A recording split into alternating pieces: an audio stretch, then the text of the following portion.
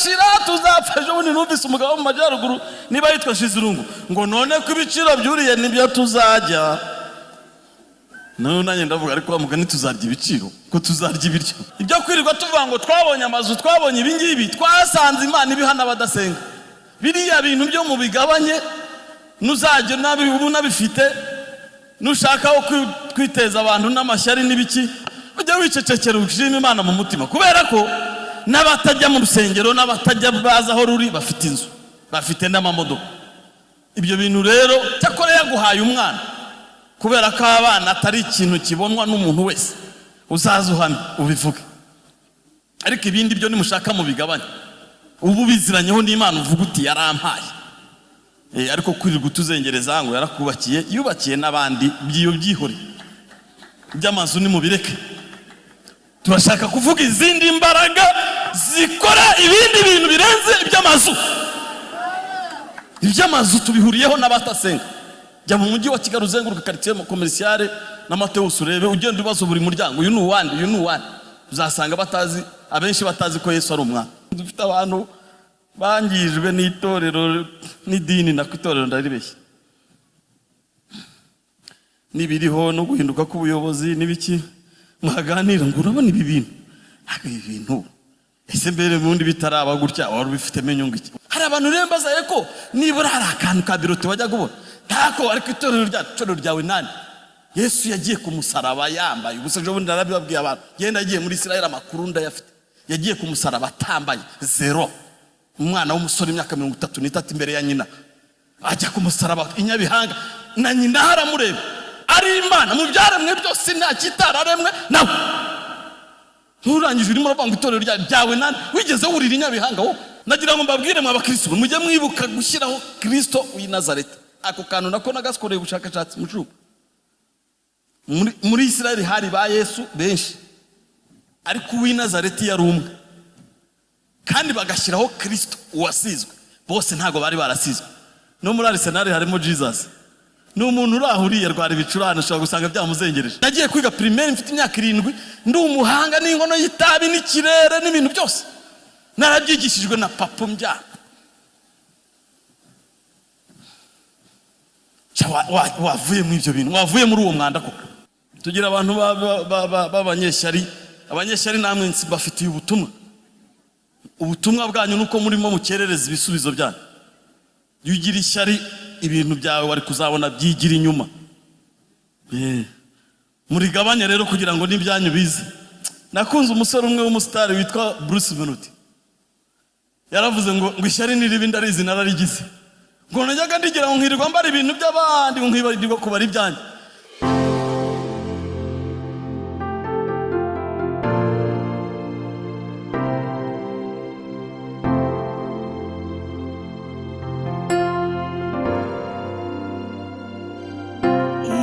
Igihugu cyiza kiradutegereje mw'ijuru kizicarwamo n'abatowe na Yesu. Hanyuma turaza gusoma no muri igitabo cya Samuel cya mbere. Ndababwira igice n'umurongo somwe no mu butumwa bwiza bwa Yohana igice cya 9. Ari gusoma no byakozwe n'intumwa ariko turaba turekeye aho turaza kubivuga. Duhereye hano rero mu gitabo cy'umuhanuzi Daniel igice cya 3 umurongo wa 17 baravuga ngo niba ari byo Imana yacu dukorera ibasha kudukiza mu itanura ry'umuriro ugurumana kandi izadukiza ukuboko kwawe ariko nawe itadukiza. Nyagasani umenye ko tutari bukorere imana zawe habe no kuramya icyo gishushanyo cy'izahabu wakoze. Samuel igitabo cya Samuel cya mbere cyangwa Samuel wa mbere terwa nuko ukunda kubivuga. ariko ibiri byo nuko ari igitabo cya Samweli cya mbere igice cya 17 umurongo wa 55 hari inkuru ndi bwiza kwifashisha cyangwa duhere kuri na 3. Abisirayeli bahera ko barekeraho kwirukana abafilisitiya,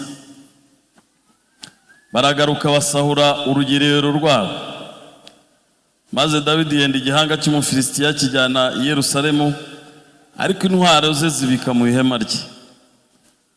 Ubwo Sawuli yarebaga Dawidi agiye kurwana n'umufilisitiya, yabajije Abuneri umugaba w'ingabo ze ati, harya uriya muhungu ni mwene ndi? Abuneri nawe aramusubiza ati, mba utabaho nyagasani, nkamumenya. Amen. Reka dusome Yohane, ubutumwa bwiza bwa Yesu bwanditswe na Yohane, turasoma mu gice cya 9. Hari inkuru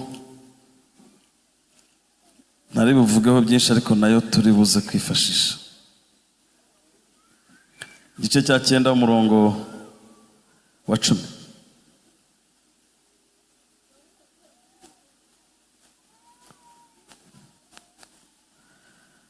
Baramubaza bati, mbese wahumutse uti? Arabasubiza ati, wa muntu witwa Yesu yatobye akondo akansiga ku maso, arambwira ati, Gisilowamu, wiyuhagire. Nuko ndagenda ndiyuhagira ndahumuka. Baramubaza bati, ari hehe? Ati, simbizi.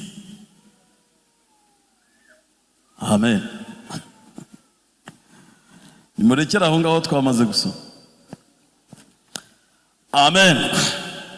Noneho rero kubwiriza abantu bafite izuba ringana gutya, nagira ngo mbanze mbihanganisha, ariko nsabe n'Imana ishyiremo inyoroshyo izana akantu k'akayaga.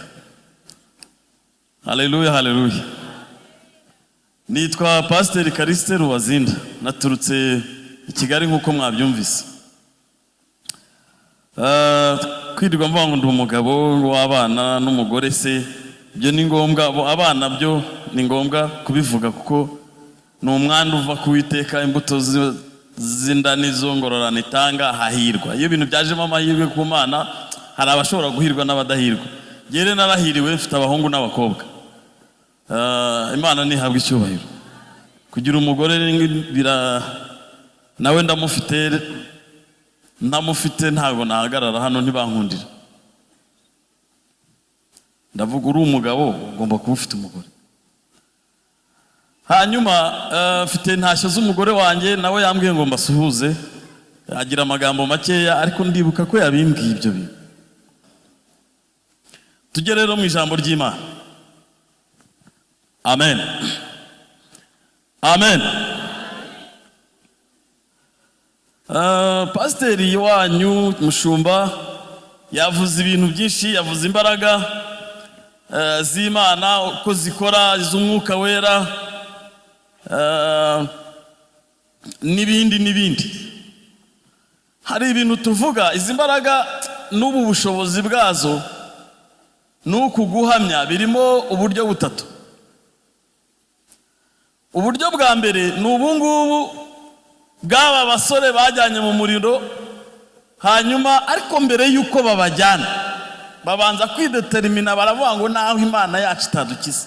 Ubundi gukizwa ni ibya bose, abantu bose bemera Yesu nk'umwami n'umukiza, araza akabana nabo. Ariko kugira umugisha wo gukoresha imbaraga ziba muri Kristo, ni wowe ubigiramo uruhare. Ntabwo aka kantu mvuze mukumvise.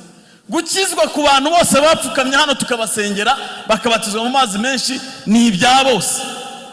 Abo bantu dusangira n'igaburo ryera, twemerewe no kubakira mu makorari bakaririmba. Ariko gukoresha izo mbaraga za Kristo ziba muri twebwe ni iby'umuntu ku giti cye umenya uburyo zikora.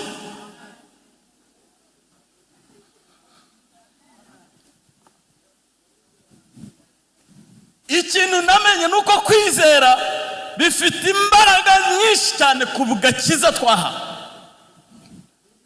kandi kwizera bitandukanye n'ibintu tuzi twebwe. Nagize umugisha wo kwizera. Kwizera ni ukukubwira ngo ibi biragenda bityo ukavuga ngo ntabwo ariko bigenda. Iyo urimo uravuga ibyo bintu hari ijwi rikubwira ngo none byaba ariko rigenda, naryo ukarihakanirira mu imbere ukaribwira uti ntabwo ariko bigenda, wajwe wendeka. Umugore akabanza akakubuza ukamubwira utoya, akakugira inama ukavuga utoya, noneho akaza ijwi rigukurikirana naryo rikubwira ngo biriya bintu umugore avuze ari naryo ukaribwira uti ntabwo ari byo, ku bwa Yesu biragenda byo. Haleluya! Kiriya gihe cy'aba Saduraka na Meshaki na Abedinego, umwuka wera yakoraga mu buryo bwa misiyo. Yarazaga akongera akigendera.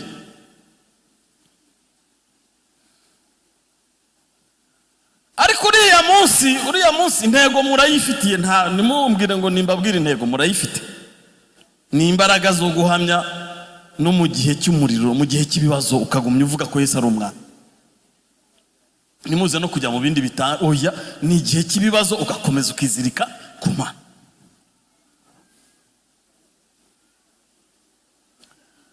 Hari ibihamya dufite. Hari umugabo uvuye hano gushima n'umugore we. Mwumvise ko umugore ari bubishyize ku murongo. Undi akazi karamutwaye, yaragiye kugenda tutamenye n'umwana niba ari uwe cyangwa atari uwe. Ariko umugore we yamutabaye abishyira ku murongo. Reka abagore nabafasha, umufasha rero aragushyirira ibintu ku murongo. Imana ibaho umugisha abadamu.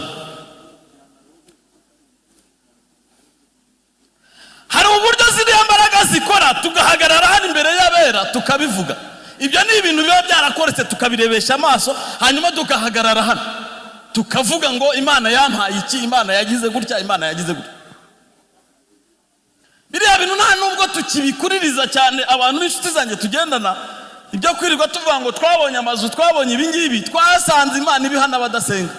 Biriya bintu byo mu bigabanye, nuzajye nabifite, nushakaho kwiteza abantu n'amashyari n'ibiki, ujya wicecekera ushima Imana mu mutima, kubera ko n'abatajya mu rusengero n'abatajya baza aho ruri bafite inzu, bafite n'amamodoka. Ibyo bintu rero cyakora yaguhaye umwana, kubera ko abana atari ikintu kibonwa n'umuntu wese, uzaza uhamye ubivuge. Ariko ibindi byo nimushaka mu bigabane, ubu biziranyeho n'Imana uvuga uti yarampaye.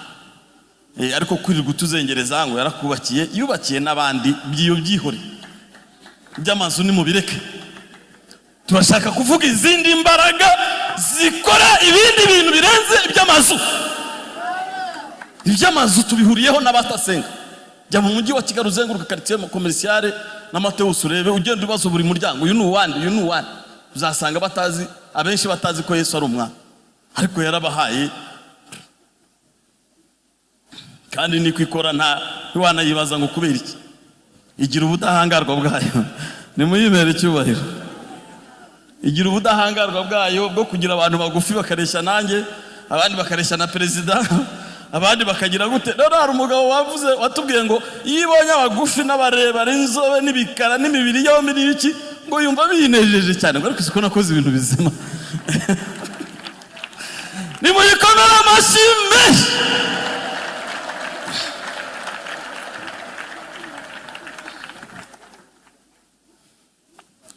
Hari izindi mbaraga, hari ibindi bintu byo guhamya bidafite aho bihuriye n'ibyo twabonye.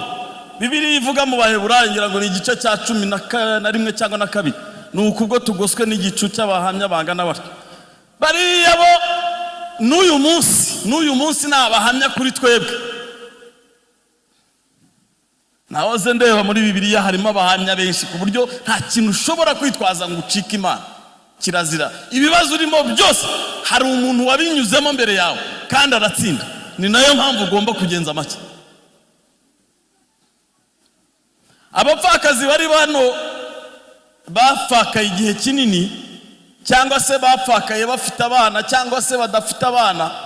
Hari uwitwa Ana uba muri Luka, ngira ngo niba atari Mariko. wamaranye n'umugabo imyaka 7 ngo arongera amara 84 aba mu rusengero ashima Imana ngo kuko yari yarabwiwe n'umwuka ko azareba Yesu mu rusengero. Umva nawe uwo mupfakazi ubwo wowe yagusigiye n'abana warapfakaye usigarana n'abana bariga barakura bararangiza kaminuza baragutunze ariko ni wiherera mana ndi umupfakazi anahingutse wahita ufunga umunwa kuko nta muntu n'umwe udafite igihamya kimubwira ngo ceceka aho ngaho ceceka. Dufite abapfakazi bapfakaye bakiri bato bakomeza kubaha Imana. Abo rero nabo nabahamya bakoranaga n'imbaraga zisumba cyose.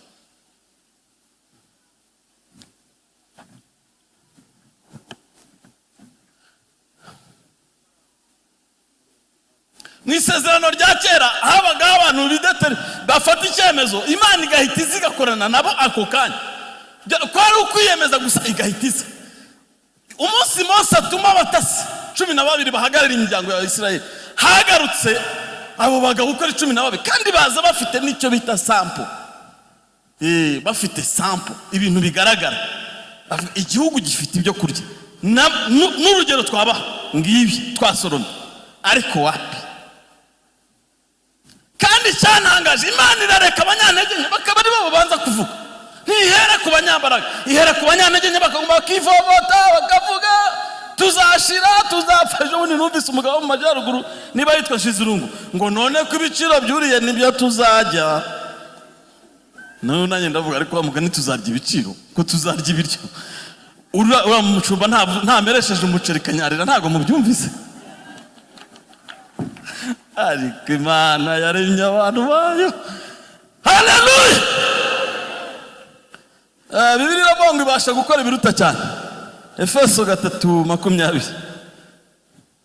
Kandi uko nukuri baje bavuza amagambo bagera ku 10. Urumva y'abantu 10 bamaze kuvuga kandi bavuga ibintu bihuye. Simbizi ko no muri korali dirije yaguhakanye ko kuvuga. Hari abantu 12 10 bavuze ibintu bihuye ukamandika urutoki ngo hari ibyo mfite binyuranye n'ibyo.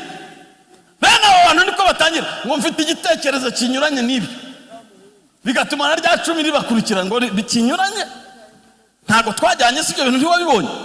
Uwitwa Yosuwa na Kalebu baravuga. Oh haleluya.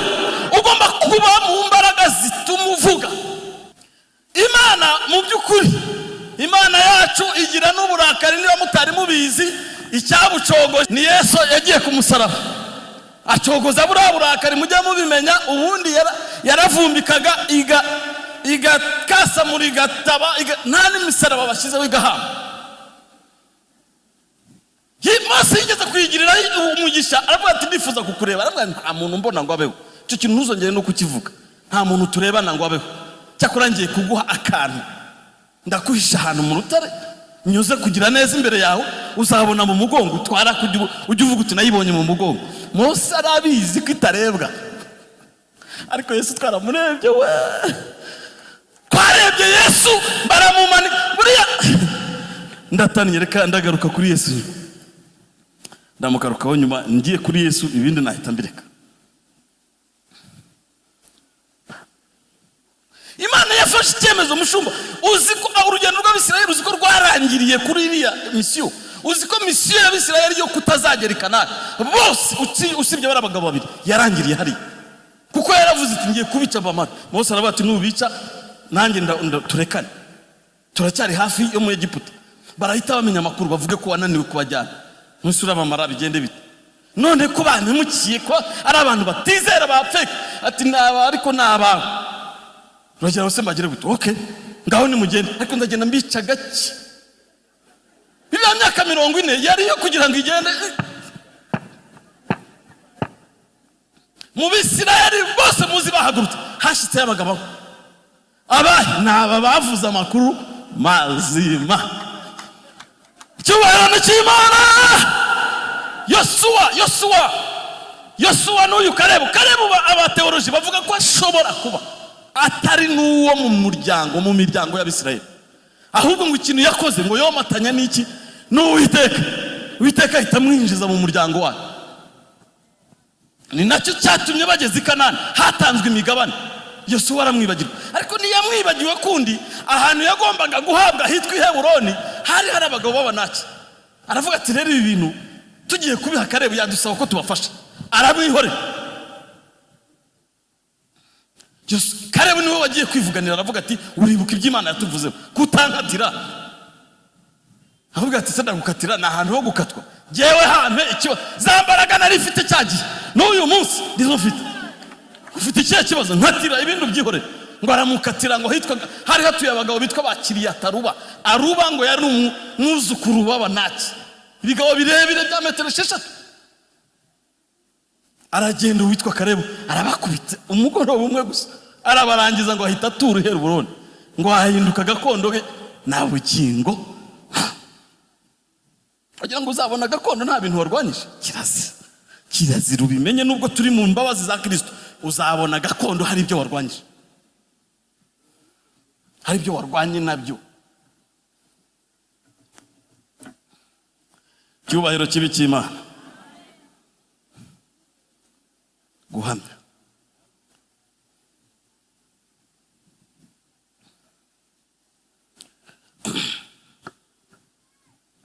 Dawidi mwene Yesayi n'umuntu abantu bose bazi bya Dawidi, n'abahiririmbyi barahimba bakabivuga bakagira gute. Ariko reka mbaha akantu kamwe kuri Yesayi, kuri Dawidi mwene Yesayi. Imana yarize umutima we. Tinya umuntu Imana yatangaje ikavuga ngo nabonye umuntu umeze nkuko umutima wanjye ushaka. Rero yarize umutima we. Umunsi umwe yagiye ku rugamba, ariko reba kugira ngo ujye ku rugamba ari wowe uri burangize urwo rugamba, umwami abaza umugaba w'ingabo nguriye ni mwene nde, amubwira ati mba n'umutabaho nanjye simuzi, mba nkuroga n'inzererezi, ntago tuzi uwo ari we. Umuntu uzwi abazwi nyine, ntago yarazwi. Ubundi se wowe wari uzwi nande ko ariyo yonyine yakumenye? Ubundi se twari tuzwi nande ko ariyo yonyine yatumenye? Nihabwe icyubahiro. Ariko umunsi agirana ikiganiro na Sawuli ngo yamuhamirije uburyo yishe intare yica n'idubu, ibintu bibiri by'inyamaswa bikomeye. Aramubwira ati giye nishe idubu nica n'intare, ntubone ngo ndi gatoya, ariko ngiye mugeze mu gihe cyo kurwana mpinduka nanjye ikindi kintu ntazi. Ati ntabwo ubeshye, simbeshya. Bazana imyenda yanjye bakwambika, baramwambika ananirwa ubugeni. Ananiwe ubugeni aravuga ngo ibintu sinabimenyereye. Ati bivanemo niba utarabimenyereye. Abivanamo. Wamenyereye iki se? Ngo ajya ku kagezi ngo atora amabuye angahe? 5. Bafata imvumba ngo ashyira ku rutugu, aragenda n'umugozi. Ibyo si ibintu byo kurwanisha ku rugamba. Niyo mpamvu reba nk'umushumba umwanya tumarishije. Buriya rero nanjye ngira ubwenge, nsigaye nanariza cyane. Tuje hano ku murongo, nari ndimo ndeba za Rubavu. Byose buranda bitekereza. Imana yaduhaye ubwenge, yarakoze. Reba abagabo bambaye amakote, abandi bize, abandi bafite imitungo itandukanye, n'abakozi n'ibiki. Ubu ngo ndi Rubavuye ndimo ndagira. Ya bintu bigira imbaraga zitagaragara ariko zikora. Zirakora. Pawulo yaravuze ngo zifata miri n'ibyishira hejuru kurwanya. Ntizigaragara ariko zirakora. Zirakora. Nahindi hano nahise ntekereza Rubavu, nibuka ko ubwo ndimo ndareba no mu majyaruguru ndatambika ngera kuri wa mupaka wa Cyanika, burya niho narindi nubwo twase. Ni mu cyubahiro wa mwami. Imbaraga zirakora na bugingo n'ubu musi zirakora. Nibikunanira bizakwinanira, ariko ziracyafite n'uburyohe kandi buracyarimo. Dufite abantu bangijwe n'itorero n'idini, na kwitorero ndaribeshye. Nibiriho no guhinduka k'ubuyobozi n'ibiki mwaganira ngo urabona ibi bintu. Ibi bintu ese mbere mundi bitaraba gutya wari ubifite menyungu iki? Wahembwaga gute? Mbwira ntuze matricule yawe. Wajya kubona ka bilete nibura kavuga iby'amafaranga. Bakita bilete. Ariko niko nafataga muri Burarirwa kakantesha umutwe kubera amafaranga yako make. nirirwaga ndwaye umutwe umunsi wo guhembwa barazanaga nkajya gusoma nkareba hamwe hepfo kuri Total ya nyuma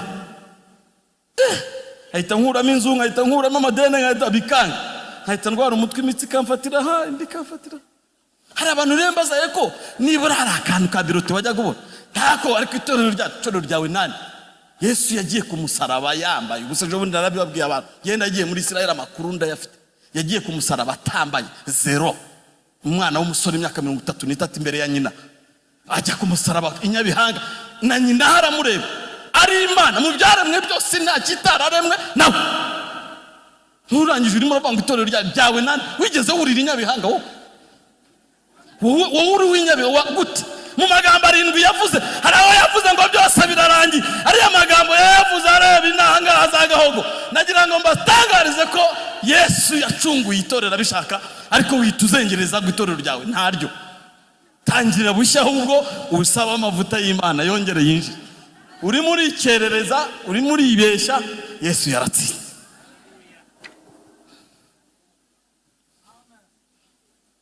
Umunsi Dawidi yarwanishije umugozi ariko Dawidi yarantangaje yararwanye aca igihanga ngo akijyane i Yerusalemu. Mujye mwibuka ko ibintu byose biduhangayikishije ntago bijya birangira igihanga cyabyo kitageze i Yerusalemu. I Yerusalemu bisobanura ni mu murwa na ahantu hari abantu benshi. Ibibazo dufite n'ingorane dufite byose bimarwa no kucika kw'igihanga kikajya hehe i Yerusalemu mu murwa. Ngo abantu banyuraga muri rompuwe bakaba batese kiriya gihanga ni cyane ngo ni icya Goliyati w'Igati. Imana izabirangiza ibyo bintu yerekane n'igihanga.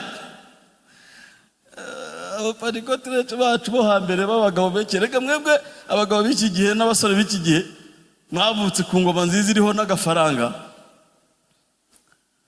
mushobora kugera ku mafaranga hakiri kare. Twe twajyaga namaranye n'umugore imyaka 15 yego ntaramugurira igitenge cy'abagore cyiza ko hari cyo nigeze kumuzanira Nyabugogo nakinyuzeho mbona gafite ubururu bwiza ese nangaye batiri 6 nzingire shire muri envelope ndataha nakuzaniye akana ndamuha aragenda arakibika ariko cya gitenge kutacyamba aranyihorera. None twari dufite idirishya ariko no kuzana izuba riza muri shambure sanga yakigeretse kuri ya ntuze ya rido y'imbere yakigeretseho ne ndababara none ngenda nishajije nk'umuntu w'umugabo ariko uko nkugurira ibintu nawe ubishyire mu idirishya abwatirega cya gitenge ni cya kera cyararangiye atuzakibona n'umuntu w'inyarurama nzakikwereka nibagaruka kwigaburo mutanceceka nyine ndaje. Nyuma y'imyaka 15 nibwo nabonye akantu mugurira igitenge cya kindi gifite amagambo hari agore bo muri ADP akagakenyera n'ikindi mu mutwe bakagira ishami ryacyo rigenda rimeze gutya. Iri jambo rero umunsi ndisoma nibwo naje kwibuka ko ari igihanga cya Goliyati hari igihe ushobora kugira ngo n'ubwibone ariko kuva yashaka nibwo acyamba ni igihanga cya Goliyati yamanitse hariya umuntu akibone. Ariko wowe ukabyita ubwibone se afite 2 cyangwa 3. Imana ibacogoreza ibihanga bya Goliyati bimanike n'abantu bose babibone.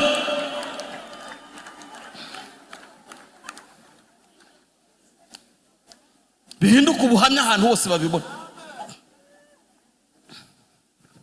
Tugira abantu b'abanyeshyari abanyeshyari namwe bafitiye ubutumwa bwanyu nuko murimo mukerereza ibisubizo byanyu. Yugira ishyari ibintu byawe wari kuzabona byigira inyuma. Murigabanye rero kugira ngo n'ibyanyu bize. Nakunze umusore umwe w'umusitari witwa Bruce Melody. Yaravuze ngo ishyari niribi ndarizi nararigize. Ngo najyaga ndigira ngo nkirirwa mbara ibintu by'abandi nkibarirwa kubara ibyanyu. Yandirimbira tubwira ngo bari imigisha uyibare ntusige numwe va mu by'abandi bari byanyu. Yesu nashimwe. Guhamya kwa Dawidi imbere ya Sauli byamuteye mbababwira akantu kabaye sinzi n'ahandi mperutse kukavuga, byamuteye gufata imyenda y'intambara kandi ari iya cyami ayambika Dawidi. Ubwami arabwiyambura. Uzi ko ariho yiyamburiye ubwami? Yarabutanze, atanze imyambaro yabwo nubwo atabugendanye n'akanya, ariko yarabutanze. Na Herode yatanze ubwami ngo yabonye Yesu ngo yumva ashatse kumushinyagurira, kuramo ikanzu ya cyami aramwambika. Kumbe yambitse umwami w'abami, byose arabimuhaye. Naho ngaho n'ubwami bwo mwisi bwarangiriye. Yesu yahise abwifatira rwose. Ni mu muhe cyubahiro. Rero ntatinze ngomeze.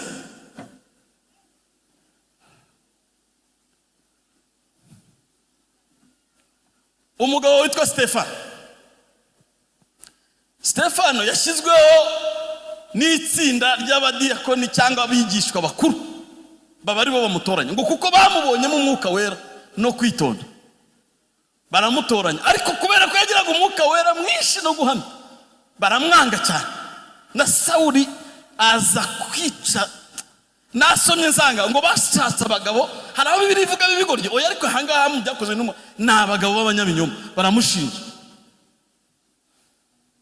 Ntago tuzabura imbaraga z'abanyabinyoma zidushinja. No mu bintu ukora ntago uzabura abantu bavuga ko ibintu urimo ari amafuti. Tuzabura n'abavuga ko ibintu wubaka umuyaga uramutse uje byakitura hasi, ariko bazategereza abahebe ko bizitura hasi. Kubera iki? Harimo imbaraga z'Imana.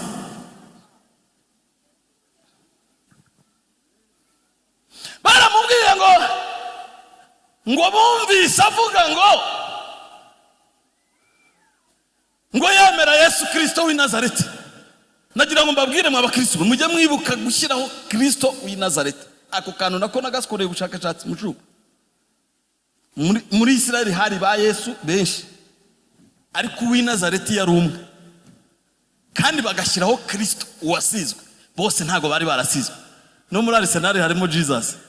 N'umuntu urahuriye rwari bicurane ushobora gusanga byamuzengereje, ariko Yesu wacu ni uw'i Nazareti wasizwe, witwa nde? Kristo. Kandi muri ya misaraba itatu uwe ni uwo hagati. Mumomere cyubahiro. Uwe ni uwo hagati. Ni uwo hagati.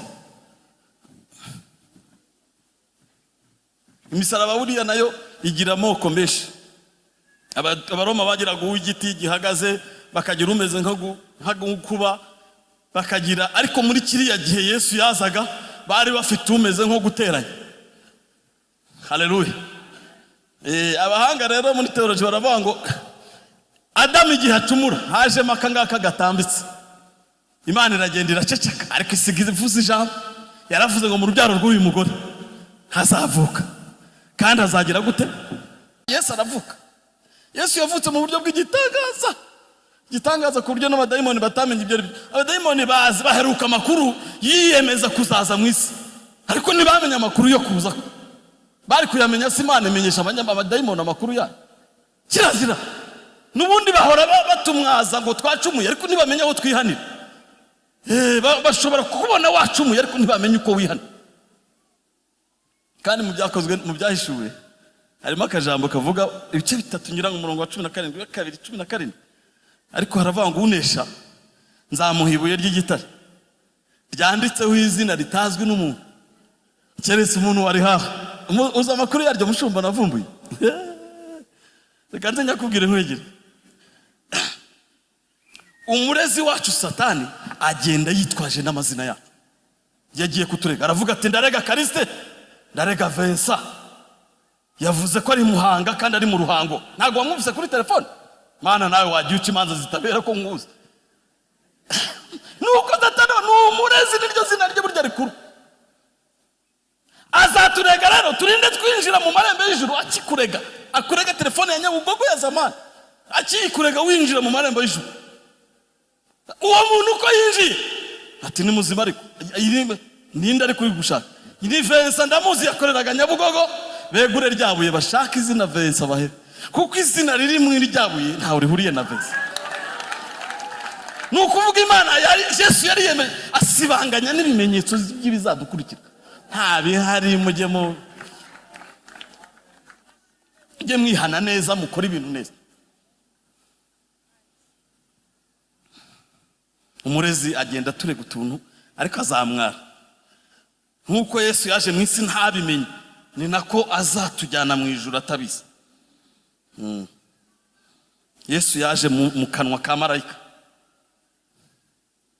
Marayika Gaburiyeli ava mu ijuru aza kubonana na Mariya, yazanye Yesu ku rurimi. Kandi bya bigabo bya hejuru byitwa abamede n'abaperesi by'ibidayimoni ngo byari kuzamufata amanutse. Byicaraga bibwirana naho ku isi ati namanuka muzatubwire tuzabamba. Arajya he isi ko ari yacu. Marayika Gaburiyeli aramanuka, uwo ninduje bati ni Gaburiyeli, uwo ni umunyamakuru ni mumureke. Nahazanye amakuru ariko afite na Yesu. Araza reba Mariya gusa bakivugana turahirwa, bavugana gusa Yesu yasinjira ku rurimi. Niyo mpamvu yitwa Jambo, yaje kwira. Twagiye none rero murebe hano Stefano yarahamije yavuze nicyo gice kigira imirongo myinshi mu byakozwe n'intumwa, kigira imirongo 70 na ari masobana. Baramubaje batese koko watuse Imana, aho kugira ngo ahite asobanura ahera kwa Adamu, araza agera kwa Aburahamu, arakomeza agera mu butayu kwa Mose, arakomeza araza arigira ubwo avuga ati none mwaba tarakebwe mwe, murashaka nanjye kunyica mwabagome. Buri izi mbaraga tuvuga zihamya no mu gihe hari abantu bafite amacumu bari hejuru yaho. Ariko reka mbatangariza ikintu cyabaye kuri Stefano. Niwe muntu wapfuye ahagurutsa Yesu. Ubundi Yesu yicaye iburyo bw'Imana, ariko niwe muntu wahagurukije Yesu iburyo bw'Imana. Muzasome ibyakozwe n'intumwa ngo yagiye kuri rino ngo abona ijuru rirakingutse ngo abona Yesu ahagaze. Haleluya! Muzima Yesu yahagaze. Nyibabwire ni ijambo rimwe Stefano yakoresheje, Yesu yakoresheje ku musaraba. Manu bababarire kuko batazi icyo bakora. Niwe wongeye kurikoresha. Aravuga ati uyu Mungu nibwo kokira. Avuze ijambo nanjye navuze ku bantu ngo ahita haguruka rya kumwakira. Ni mumere Imana icyubahiro. Ukuhamya n'imbaraga zawe zose mu bibazo ibyo ari byo byose niko Yesu azakwiyegereza. Ese muzi muri uyu murongo twasomye? Uyu murongo twasomye wo muri Daniel mwateguye, muzi ko ariho umupagani tarakebwe yahanuriye Yesu. Muzi ko yagiye akareba nk'umuntu mwitanura akavuga ngo mbonyemo umuntu wa kane, ngo kandi arasa n'umwana w'Imana. Ariko Nebukadineza amenye umwana w'Imana ate? Iryo banga rihishuriwe ate? Rirayerekwa ko nanjye byantangaje. Ariko Imana yabikoreye gutyo kugira ngo nyuma yo kubona umwana w'Imana. Reka mbabwire ibintu bibiri uriya muriro wakoze.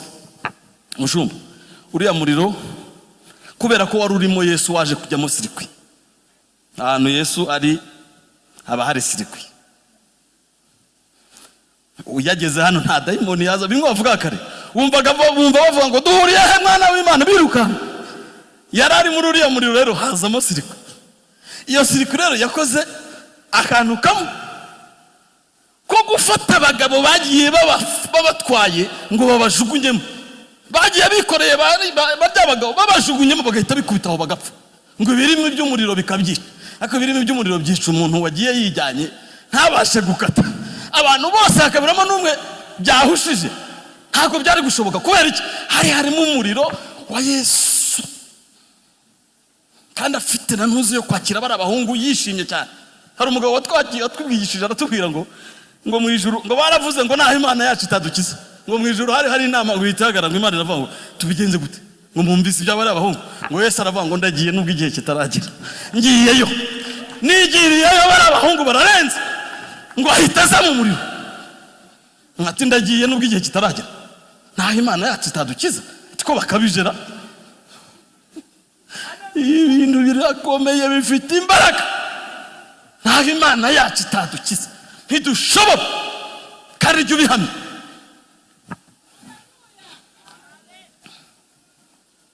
Kugira ngo udasambanye ntiwabaho, kugira ngo utibye ntiwabaho.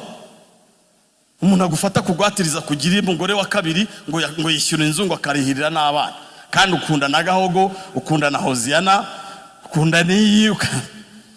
Twajya tuvuga ibyiza bya Yesu nawe ukigira gutya. Yesu nta matiko ari Imana kera yahita igutikura. Ariko nakumenyesha ko ibyo bintu biretse wabaho. ahubwo baravuze ngo naho Imana yacu idadukiza ntirirwe twashya tukarangira ariko ikazatwakira.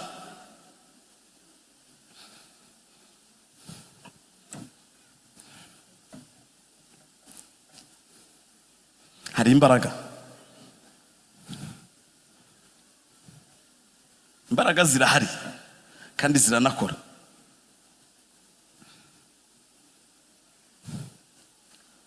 nagiye kubaka mfite miliyoni 5 kandi mbwira umugore ko ngiye kubaka inzu yazindi ziba imwibiri hejuru y'iyindi. Twicaye muri salo mu Kagarama arambwira ati se waretse kwipasa umupira, ariko uzikuye umugore washatse kubwira ngo wipasa umupira muremure uyitumera nk'umuntu bamenyeho amaso. Imipira miremire ko ari bya Cristiano Ronaldo n'abagenzi be, uyu mugore yabibwiwe n'iki? Ko atagira n'amagambo menshi. Reka kwipasa umupira muremure, dore twari tugize Imana tukabona n'ikibanza, genda ushyiremo annexe tuve muri ubu bukode. Kandi nta beshya twari tumaze imyaka 17 dukodesha, ko twakodesheje 19 ngira 16, twari tumaze 16.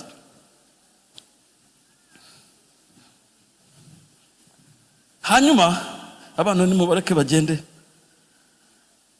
tugomba no kwihangana, nabyo biragushoboka. nkumva muri jewe mfite kwizera, ariko ujye ugira kwizera rwose. nkumva muri jewe mfite, ndamubwira none se waritse ko tuzuzuza tuzasenga Imana. Narasenze tubone ikibanza, ndasenga ubonye ayo mafaranga akagukuriraho rwose. ariko najya hirya gutya muri koridoro nkumva muri jewe cya kintu natekereje kirimo. ugomba kugira imbaraga ko zikomeza. nta mpamvu yo kubwira nabo uwo mwashakanye niba ufite kwizera. bya bintu uzi ko nabikomeje bikemera. naragiye ndamwihisha, twari hari ahantu hanyuranye naho duturanye, akajya ambaza ariko bya bintu bigeze nibiraho yewe biraho, uzanjyana sinjye kureba, nzashaka akanya nkujyana, ariko ndagira ngo azasange bigeze ahantu hameze neza. uzi ko byaje kwemera bikarangira. bya bintu uzi ko byemeye, muzi ko twanatuye.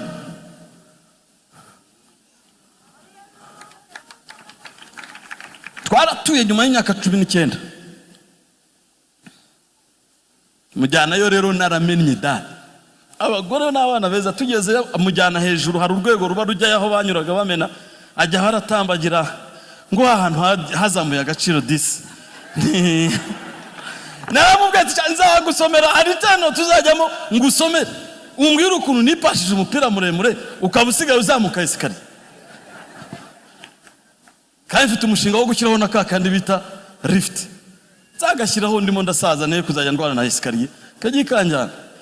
ko ari hahandi se ko tuzapfa, urareka ugashyiraho se ure kuzapfa si hahandi, ariko hahirwa abapfa bapfira. kwizera nabyo mbibabwiraho gatoya, nuguhatiriza kandi urabyeseya. ntabwo kwizera bishobora kubaho utarabyeseya na rimwe. hari abantu bizera ariko akaba atareseye ibyo bintu, ngo araka mama we ngo byakwangase, ariko se wigeze weseya nibura ibintu ntinyi. uyu munsi ntarabonera imbaraga, nuguhagurutsa ibirema. hari igihe nyireba nkabari kaca nubu nagihagurutse Kristi, ariko kajwi kakubwira ngo kitagenze, hari igihe kakuganza ukagira ubwoba. Imana yampaye impano yo gusengera abagore batarabyara, cyane cyane iyo ntamuzi, ariko nkabimenya tubonanye, ariko ntari mbizi, utanzi nanjye nakuze, hanyuma bakabivuga.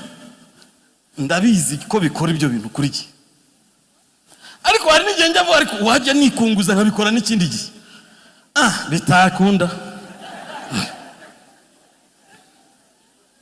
ariko se nigeze mbyeseya. ushobora kuba mu bintu uteseye n'umunsi n'umwe ukajya uvuga ngo kwizera. narabikoze ahantu ndabivuga, ndagenda arabyara, ariko nubwo haba akajwi kakivuga ati itonde, kuko hari igihe mba numva nagushyiriraho n'itariki neza wazabyara igihe iki n'iki. abana none nawe umugore arambaza aho nabivanye, noneho muri cyo musubiza sindi umukiri. Ariko uyu muntu ari mu mwuka uramubwira uti nabivanye harana rindi sinza hano byagirira. Nubundi dukorana imbaraga tuba dufite ahangaha zinyuranye nizo tugendana kiniki. Kubera ya masengesho n'abandi bari kudusengera ahangaha tuba dufite imbaraga nyinshi. Kwizera n'ukweseya ntukajye wiri gutubeshya uzareba ikintu weseya mu kwizera kwawe. Cyukuri kubiririmba ngo tuzabana tuzagira gute, Imana irakora gute, yegukoreye iki, wese iki, ni iki wakoze. Imana yacu ibasha kuturinda naho utatura gute, ariko Imana ntiyabaretse bakabatamo se, yarabaretse babatamo, hayisanzemo ariko yabatayemo. Ngo ntabwo yatuma basohora mu nzu ngo naba bana ngo narayikoreye ngo nawayikoreye bikorera amaboko. Bagabanya amagambo. Ubundi kweseye kwawe kuyizera ni ukuhe? Nasomye agatabo k'umudamu karatinda ariko sinzi ko nabaha iyo nkuru, ariko kenyicemo kabiri. Umugore yari yarasomye ijambo rivuga ngo nimuguma muri iki amagambo yanjye akaba muri mwe musabe icyo mushaka cyose. Cyose se nukuva aho ukagera he? Cyose ni cyose nyine, ni cyose ni cyose. Umugabo warapfa azize accident, baza kubasohora mu nzu, ndabyihutisha. Baje kubasohora mu nzu, aravuga ngo iyo nzu nzayibamo kandi n'ideni dufite nzaryishyura. Nyirinzu yaramubwiye ngo mujyane ideni ariko mu inzu yanjye. Aravuga ngo inzu yawe tuzayibamo n'abana banjye kandi tuzakwishyura. Kwezi kurashira. Imana ikora igitangaza. Buriya kwizera n'ukweseya, n'ukweseya. Umugore yarahagurutse aho ngaho ku kiriya aravuga ati inzu ndacyayikeneye n'abana. Ngo kubera ijambo yasomye rivuga ngo nimuguma muri iki amagambo yanjye akaba muri mwe musabe icyo mushaka cyose. Yanzu yaje kurangira ibiye, noneho mbibabwira. Wa mugabo nyirayo yarayimuhaye. Utese yayimuhaye gute? Marayika yasuye wa mugabo aho yarari, yarafite amazu menshi. Ngo akajya mutera ubwoba, ngo akagenda yumumirije gutyo, umugabo akitera hejuru. Umugore atubaye iki? Ati hari umugabo wambaye ibintu by'umweru yaranyishe. None se yara akubwiye ngo ati ntavuga, araza guca kamagara hejuru akenda kunjye. Ngo bimura uburiri bajya mu kindi, marayika aragaruka. Bari mu ruburiri bajya mu cya gatatu, noneho ngo aravuga ngo ko naguhaye byose wowe wankoreye iki? Arakanguka bigura umugore ati yaranyishe, ariko noneho aravuze. Avuze iki? Ngo yampaye byose ngo nta kintu namukoreye. Ati nibyo, ariko na wa mugabo utubereye mu nzu wapfushije umugabo ntitwamusuye, kandi ejo turimo bazajya kumusohora mu, ariko iriya nzu wayimuhayeho kugira ngo upfe. Abana nibo banditse igitabo baravuga ngo mama yizeye Imana bimuhaniriza nuko yizeye. Ubundi ko wizera wigeze ubyeseye ngo urebe? Nta mukobwa w'umunyakibungo se wibohoreje umuhungu wakoraga muri Populaire, yari mukuru cyane yarabaye ariko yarakiranutse, baramwise icyacumi cy'urusengero kubera kuba ku rusengero. Umunsi umwe ajya mu rusengero mu cyumba aravuga ati Imana ntago genda icyacumi cyawe, ndashaka umugabo kandi ndashaka uraho muri Populaire witwa runaka. Aramuvuga ibyo bintu ndajyamba babwire ntago wava hano ngo ubikoreshe. Kwizera kwawe kugomba kugira uko kugenda. Umunsi mva mu kazi abantu bazambwiye ngo wavuye mute, ngo tubwire uko wagiye, ngo bigenda gusisha kugira ngo uva mu kazi kawe. Jewe nivanye mu byumvikanye n'umugore, ndamubwira amafaranga mpembwe ni make reka nkavemo. Urabyemera? Ati ndabyemera. Mvamo ndagenda, nza gutangira gukora. Nkora ibiki se? Ibintu mu kirere utamenya nanjye ntabyo nari. Ariko njya mu gusenga, Imana impa amasezerano saa 10 z'ijoro, ariko Imana itanga amasezerano. Uriya rero mwamuvango ukajyana rangi biki, Imana yampaye amasezerano saa 10. Kandi nafunguye telefone nsangamo message y'umudamu arambwa ese nurangiza nzakwakiriza iki ko nta kintu kiri mu rugo. Ndongera ndayifunga. Nikibi nuko ari kumbwira ko ari umwana urembye, ariko kunyakira Uwiteka ziyeranje sinzaburungurira icyahera. Bigeze saa 10 umusaza Kameruna arankangura ngo byuka nkubwire uko Imana imbwiye. Kandi si umuhanuzi si iki, soma Yesaya 60 umurongo wa se mbabwira amasezerano yanjye reka ndayabika. Bishyiramo ibintu, hajyamo ibintu by'amabuye, ibintu by'amazahabu. Nuko hepfo haza akarongo kavuga ngo icyo gihe nikigera ibyo bintu nzabyihutisha. Niyo mpamvu ngiye ngomba gutera imbere mushumba. Ikihe kigo cyarihutishijwe, mwihangane nkomeze ntera imbere ko atari jye nanjye siko n'amasezerano ariko Imana yanjye we amahoro ya Yesu nabane namwe. Yesu yaducunguye abishaka. Mugomba gufata imbaraga ze mukazishyiramo mwebwe, mukajya mumuhamya hari abantu n'igihe badahari, mukamuhamya mwabonye ibiryo n'igihe mutabibonye, mukamuvuga. Imbaraga ze n'uyu munsi ziracyakora, zirakora. Yakijije umugabo wari impumyi amukiza ku isabato. Yesu yarantangaje. Ibintu byose yabikoraga igihe kitari cyo gukora, n'ubundi ibintu byazabikemura mu gihe kitari cyo gukemuka kwabyo. Wamurindiriye imvura ngo nzatera imbere, imvura yaguye ashobora kuguteza imbere n'imvura itaguye. Byose wagira ngo ni ngombwa imvura, si kuri Yesu yabikora n'imvura itaguye. Ku isabato abantu badahari, gahura n'umugabo wari impumyi, ariko yari impumyi ya burundu itagira n'ibitsike. Acira kondo amacandwe hasi ngo atoba kondo, kubera kuri umugabo atagira byari bifatanye. Ararema kuko ari umuremyi, ashyiraho ijisho aho rigomba kujya, ashyiraho ibitsike aho bigomba kujya. Aramuvuga ati iruka ako kondo kavaho katavaho, ariko reka ngutume genda urebe Sirowa, nugerayo wiyuhagire. Kuri yaratumwe wiyuhagire. Nta kindi yamubwiye. Arirukanka abaza abantu ati mu ndege kuri yaratumwe, bati wahageze. Agira gutya amazi yagize gutya hitare ati kiri igitangaza. Atangira kubyina. Batari kwa mugabo, atari ku mugabo ni wa undi wari impumyira. Ati nijyawe, ariko nijyawe. Abandi batarasa nawe, abandi ati nijyawe. Muve muri ibyo ngibyo. Wahumutse ute? Ngewe amakuru mfite nuko Yesu ari we wampumuye. Ngo Yesu niwe nyine, ariko natangaye kuba mwe mureba mutamuzi, ngewe nkabamuzi kandi mwe mureba. Kuki mutazi uyu muntu w'umura kandi mufite amaso? Uza abantu bari muri teraniro bareba ariko ntibagire ikintu bakira. Uyu munsi ramura ukuboko mukoreho sha. Ramura ukuboko arimo. Yaciye mu iteraniro rimwe nk'umugore bari umukoraho. Umwari urwanya 12 abari umukoraho, abandi bose bari babyigana gusa bareba. Ariko umugore wamenye amakuru ngo acisha ikiganza cye mu bantu akora ku ikanzu ye arakira.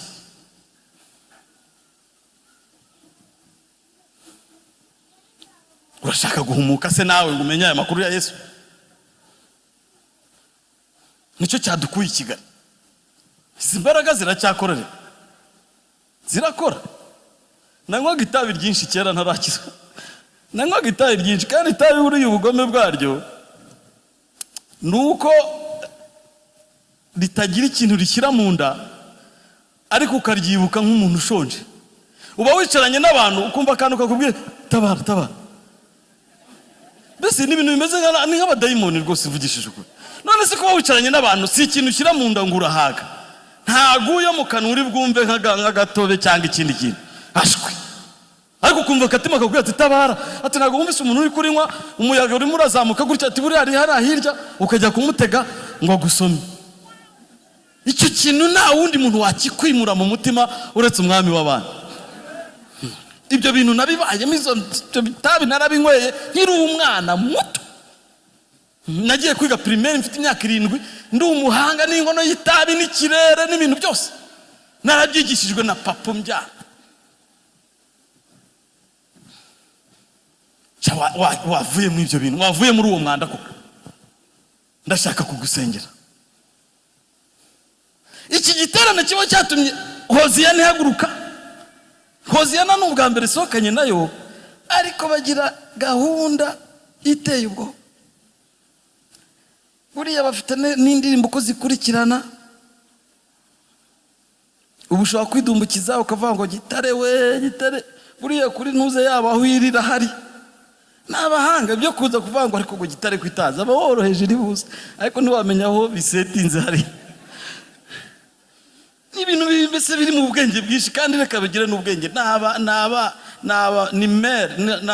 Nibo bakuru muri za korali zo mu Rwanda, ukuyeho za zindi z'igihundwe. Abangaba muri Kigali nibo bakuru. Rero kwirirwa uvuga ngo ndasaba ngo gitare ngo ndasaba iki, uzi se hariya muri buke yabo handitse ko ari yakangaye.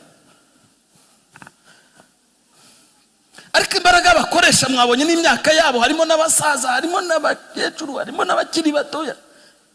Nukugira ngo umenye Yesu. wazamuye ikiganza tukagusengera rwose ubishaka kaza akakizwa niwe shaka uzi turavanga imbaraga ziracyakora ziracyakiza ukava mu uwo mwanda ukaba umuntu muzima. Ndashaka umuntu ukizwa azamura ikiganza. Nabariya bari hakurya umwami Yesu arabakunda. Umusaraba wa Yesu pasiteri mushumba mureba hano babwire umusaraba wa Yesu yabambwe ureba mu banyamahanga. Ayo makuru nayamenye Igorogota. Igorogota ni umusozi uri hejuru ya Yerusalemu kandi bamuzengurutsa kugira ngo adaca muri Yerusalemu ngo bangaga ko atera umwaka umurwa, bituma n'umusaraba yari kwikorera agera igihe umuremerera. Bafata umugabo bahuye nawe witwa Simoni barawumwikoreza ku ngufu, ikorera umusaraba wikurene n'uwikurene ni arawumwikorerera uzana Igorogota. Ariko byari gushoboka ko bamukura hepfo bakamujyana Igorogota wikoreye, ariko kubera ngo kwanga ko aca mu murwa bamuzengurutse inyuma y'umurwa. Bageze rero ku musozi wa Gorogota ari wo witwa Nyabihanga. Batese ku musaraba urebe mu mujyi turagira dute ngo havuka umusaza wo mu Yuda wa kera uzi iby'idini atufite igitekerezo mukatesha uwo musaraba murebeshe gutya noneho hatera ibitugu Yerusalemu nta mwaka azadutera. Kumbe nukugira ngo gahogo izemo. Amagambo arindwi yose Yesu yavugiye ku musaraba yarebaga mu banyamahanga. Yesu yapfuye areba inaha. Iyo urebye rero uko umusaraba na Gorogota imeze n'Inyabihanga yarebaga muri Afurika, kuko bikase gutya bisa nk'ibyerekera muri Egypt, ukabona ko ariho yarebaga. Rero Afurika rero niho u Rwanda ruri.